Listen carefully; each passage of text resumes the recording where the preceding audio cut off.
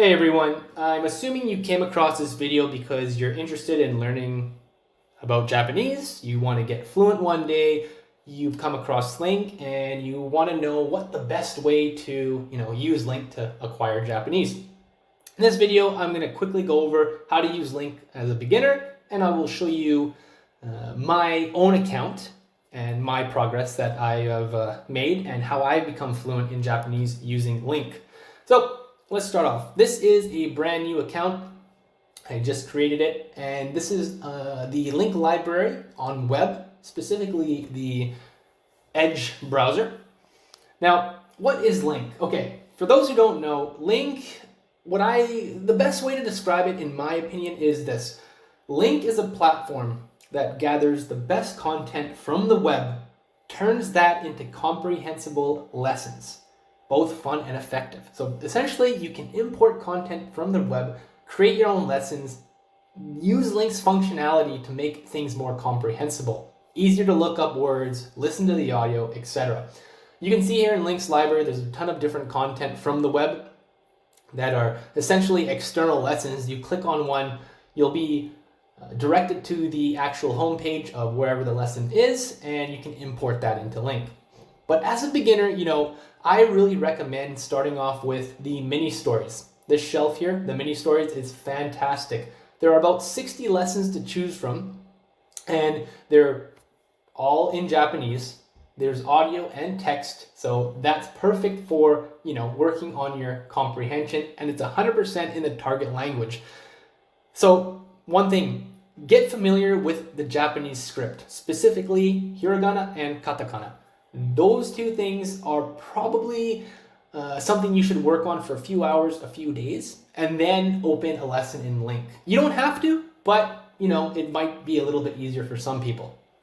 Okay, so here's a lesson in LingQ. Now, the settings are on default, so I'm just going to leave them as is right now. And as you can see here, this is still the onboarding flow. That's why you see this arrow pointing down to click play, but I won't do that right now. I just want to quickly go over what you're seeing on the screen. So this is the mini stories. Blue words. The highlighted blue words are words that you've never seen before in LingQ. You look them up by clicking on them, and you choose a meaning. All right. Sometimes words come with several meanings. Sometimes there's one meaning. You just choose whatever one you think is the best fit. If you want to write your own meaning, you can click the drop down here and add your own meaning up there. But essentially, you just create these links. That's turning a blue word to a yellow word.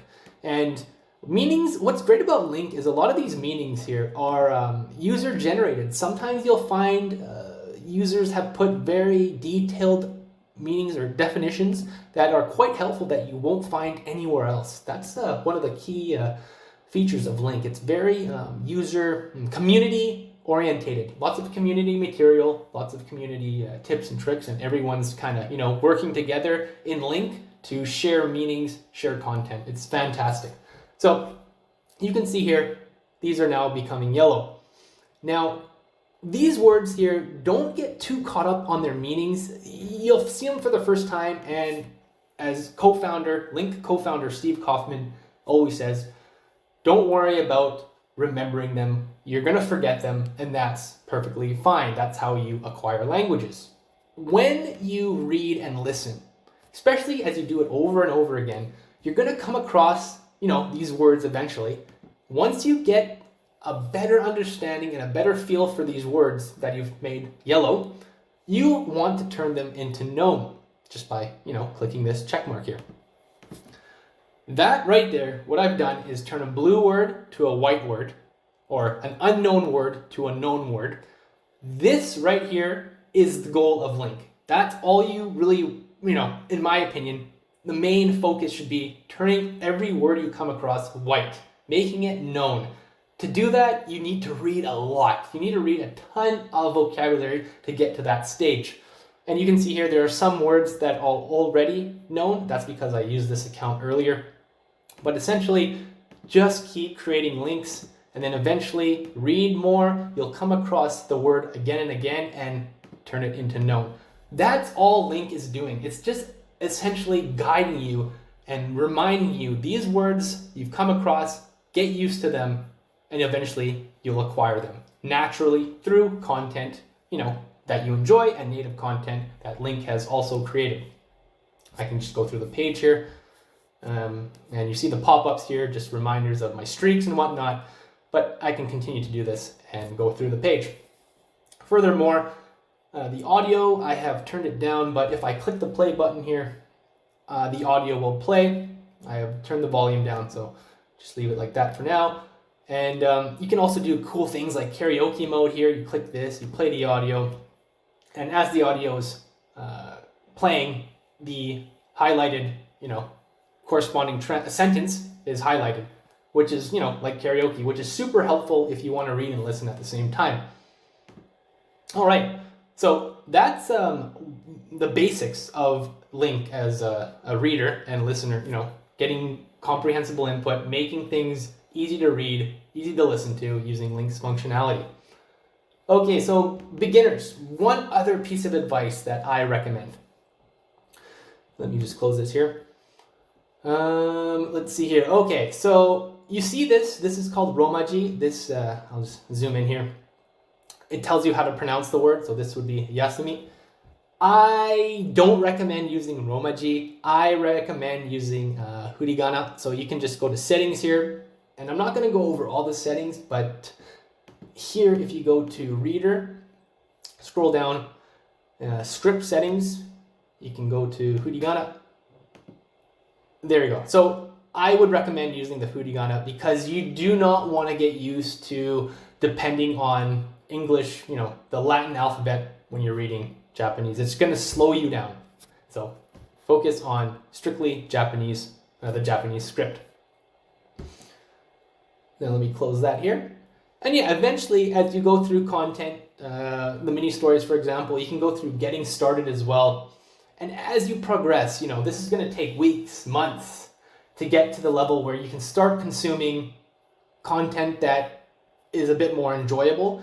That's the first hurdle, is just getting through the basics in a sense. Not focusing so much on the basics because you can always bounce around, that's fine. But once you get a few mini stories under your belt, things will become a little bit easier.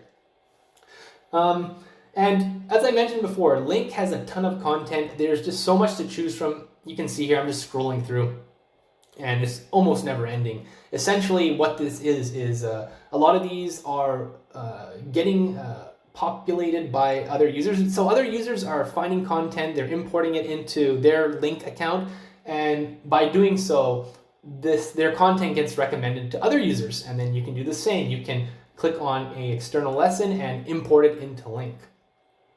That's pretty much the basics for beginners. There's not much else I can go over that I think would be, otherwise, there's a ton of detail I can go over, essentially, like the listener, reader, settings, etc., but I want to show you the very basics of how to use LingQ. And of course, you can see your stats up here, which is very useful. And LingQ is also available on mobile and iPad, which I will talk about a little bit more later briefly. But yeah, I just wanted to show you this is how I would recommend using LingQ as a beginner. All right, now shifting over to the next section, let's go over my account and show you what I've been doing to get fluent in Japanese. All right, so this is my account. First thing you'll notice is the word count up here. 22,000 known words. Those are words that I basically turned into non-highlighted, aka white words. 22,000. If I go to my stats nowadays, let's see what I'm at. Let me click here, Japanese all time. And let me just wait a sec. Okay, so 1.3 million words read, 350 hours of speaking, 8,000 words written, 250 hours of listening. This does not include, reading real books, talking to friends in Japanese, and so on. I think I'm, pretty fluent. I'm comfortably fluent. I'm at the stage now where I can consume manga. I can watch almost every anime that I'm interested in, movies too. I can talk to friends, no problem. I was in Japan recently and had no problem, going through the local towns and meeting new people.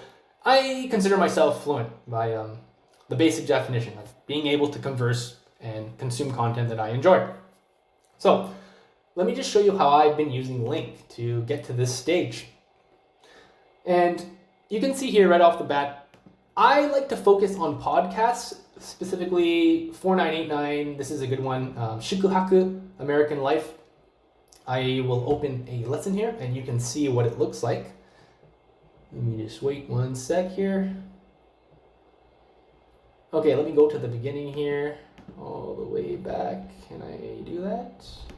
Maybe not. Anyways, so this is like a lesson that appears in my account, and you can see right away the difference from my previous account, the beginner account. Most of the words are already known. That's exactly what you want to do when you're using LingQ. This is the goal. I want to make all these words that now you see, yellow, I want to eventually get them to known. Once I do that, the more content I can read, the more stuff I can enjoy in Japanese.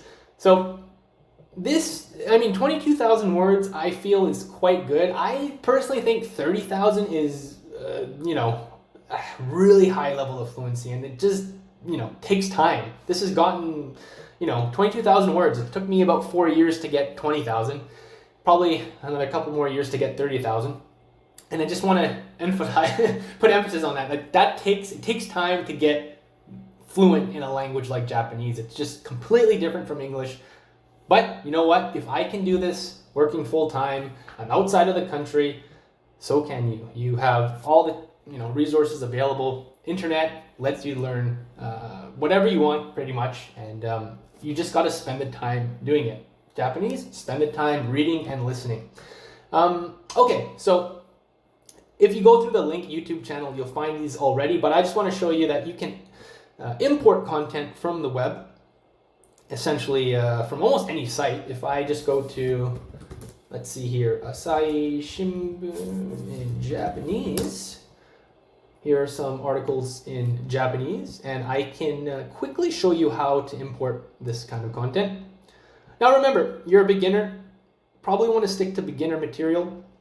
We'll show you some resources you can use besides the mini stories, but let me show you this example. So after you download the extension, and I've downloaded it already, LingQ importer. Okay, the language is in Japanese. I can import to default, that's fine. Click import, just wait, and this now will become a comprehensible lesson. This is the power of LingQ. Let me just quickly go over this. You can read this maybe with like an extension. You can kind of look up words. Yeah, that's fine. But you can't do a lot of the things LingQ offers, such as, making this available on iPad, on your mobile phone, opening it up easily, saving your words, creating like a database of vocabulary to look up and review, keeping things organized. That's what I think LingQ comes in so handy. So I've imported this now into my LingQ account. You can see here now there's the words that I've looked up before. Here are the words that I've known, and because it's a high-level Japanese newspaper article, they're quite difficult. There are blue words popping up, and I can just go through them and read them. And as I do that, I turn them into yellow words. I'm AKA creating links and just going through the article as best as I can. And I know that if I keep doing this with other articles, eventually more known words will be created. That's how you import an article from the web using the LingQ importer extension. You can also import Netflix shows, YouTube videos, and so on. Like it's so versatile. It's incredible. Okay, so since I've made the last time I made this video that's similar to this, a couple new updates that I want to go over. Mainly this one right here. So it's the AI creating transcriptions using AI. So let's see here. I click on the import here, and I can import a lesson. All you have to do to use the create the automatic transcript using AI is load your MP3 file. Just click that, select file, pop it in, make a title, and you're off to the races. click save and generate lesson, and you will create a new lesson with the audio. Why this is so important? Well, podcasts, for example, are so great, especially, podcasts like 4989, American Life, and so on. Luckily, the podcast already comes with transcripts, but a ton of podcasts do not come with transcripts. So now you can create your own transcripts using LingQ. I recommend focusing on podcasts that are, the monologues, one person speaking, because AI is not yet good enough to basically distinguish each person, like who's talking when, and highlighting their names, etc. It's better just to use something that's in a monologue type format, I personally think. But of course, you're free to use whatever. And these don't have to be podcasts; they can be songs too. You can essentially have your own lyrics now and create new lessons out of songs that you enjoy, which is really incredible actually, because that just opens up such a big window of content to consume. And again, reading and listening together are so powerful. They grow your vocabulary. They'll make you fluent. That's the way to do it. Comprehensible input. It's a proven method time and time again. It just takes time, but you will eventually get there. And okay, so that's one of the new features that I wanted to share, the main, the big feature. Another little feature that I find that's really useful, I didn't really know how to use this feature, like why I would use this feature first, but I finally found a use case for it. This is simplifying content. Okay, so in Japanese or whatever language, if you come across something that's very difficult, you can simplify this script by using AI, LingQ's AI functionality. And you can do that by, let's see here, if you click on the lesson here, you click on these three dots here, you can, where can I do this? I should be able to do this right away, but for some reason, let's do it with this article here that I found a little bit tricky. There you go. Okay. Right there, simplify AI. So simplify lesson using AI. What I think this is great for my personal use case, things like documents, Wikipedia articles. Here's one about Sega. Wikipedia articles are pretty bland and not, they're not written in a way to entertain. They're just there giving you the core information. When it comes to Japanese Wikipedia articles, they're very, dry, let's just say, and there's tons of kanji that I have never seen before in my life, and it just gives me a migraine looking at it. Well, you import it into LingQ using the import function, and then once it's in LingQ, you can simplify the lesson by clicking those three dots. Here's an example. Here's another Wikipedia article that I recently imported. Let me just see if I can find it here. This article here, I imported it into LingQ and I simplified it, and voila, this is what it came out to be. And I went through it pretty easily.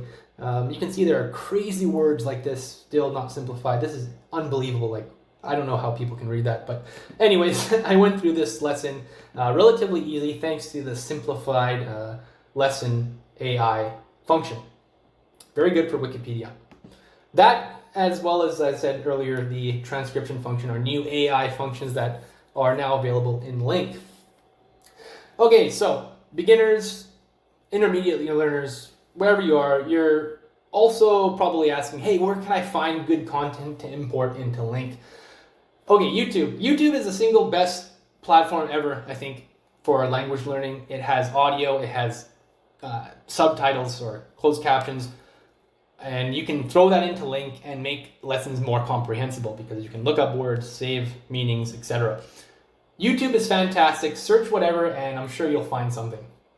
Other resources that I find that are great, if you just go to Google and you just type in Reddit, Japanese, learn Japanese, whatever, you'll find a ton of stuff here in the Learn Japanese subreddit. Also, another resource that I highly recommend is this site here, learnjapanese.mo/resources. Here you will find so much stuff. Particularly, like what I think is useful are the sites that link to novels and short stories. Tons of great stuff here that you can import into LingQ because they're all text-based. They're fantastic. So that's what I've done. That was probably one of the best things I ever did. Getting my Japanese to a big level was importing novels. Those are always fun to read, and they really do help because they're so rich in vocabulary. Other sites, there's podcasts, as I mentioned, but usually I stick to Reddit and the learnjapanese.mo resource page. Those two are fantastic. Last but not least, I just want to quickly go over my flow of how I learn Japanese using LingQ. So as I mentioned, this video is focused on the desktop because it's just the easiest, I think, to explain. The desktop version of LingQ, I use it mainly for importing content, actually, and I've said this before. I use it to organize my Japanese library. You can see here, like, all this in my continuing studying shelf. It's just mainly imported content. So after I import the content in my Japanese library on desktop, I get to reading, and I read most of the time on my iPad. The iPad is such a great tool for reading, especially with LingQ, because it's just very smooth. It's very, I don't know, it's just the way to handle it, the look up words, just, it feels great, looks great. So I use the iPad for reading. Mobile. I make playlists, and once again, I usually create playlists using my desktop version. You can see here, active playlists, manga, J-pop, etc. I just create playlists, and on my phone, when I am walking around doing whatever, I just put on the playlist and press play and listen to the Japanese lessons that I've, already read on LingQ. So that's how I use the mobile app, mainly for listening. And that's pretty much it. I know this video may be a little bit long and a bit, all over the place, but going back to the basics, all you need to do with LingQ is just read from the beginning, finish a lesson, go through the vocabulary, essentially making links. Just open the lesson, every blue word, look it up. Whenever you get past the yellow word and you finally realize, okay, I understand this meaning, make it known. Keep doing that over and over again. It's crazy how simple it is, but sometimes can be so difficult. And I think the difficulty lies in sometimes it's just hard to know what kind of content you should consume, or maybe it's a little bit daunting. But I always recommend, sticking to stuff that's somewhat comprehensible, but not too difficult, because you don't want to be demotivated. You want to basically get through a lesson. So I recommend stuff that's a little bit above your level. And again, the power of LingQ. Okay, LingQ is so good as a reader because even if the lesson's difficult, you'll get through it because LingQ has these aids such as instant lookup. You can listen to the audio. You can generate lesson audio. There's text to speech. There's all kinds of things here. You can customize your reader settings however you want. As I said, there's dark mode. You can make spaces bigger. You can make the text bigger. It's just super super efficient, I would say, like very optimized for making lessons more comprehensible. All right, I think that's pretty much all I wanted to share. It's I know it's probably similar to if people have been following this channel and seen my other videos, not too much different. And that's the whole point, maybe. It's just like I've been reading and listening, and my Japanese has gotten better over the course of the last few years. Every time I make one of these videos, my Japanese is better because I've been following the path, doing the same thing over and over again, which is reading and listening. And also now I'm speaking to friends and stuff like that. Last, I wanted to share with you, if you have questions, you're new to LingQ, you're maybe an advanced learner, whatever. If you have any questions, feel free to reach out. Send me an email, support@lingq.com. In the header, the subject line, of the email, type Japanese LingQ and send me your question, and I will get back to you and help you get on your way. All right, that's all I wanted to go over for today. Stay tuned for some more updates, and I also recommend checking out other videos on the LingQ channel. There's a lot of good stuff there that go into more detail on specific features. Of course, Steve Kaufmann's channel, great stuff, super popular. Very good information on general language learning. Recommend checking his videos out as well. All right, until next time, thank you and good luck.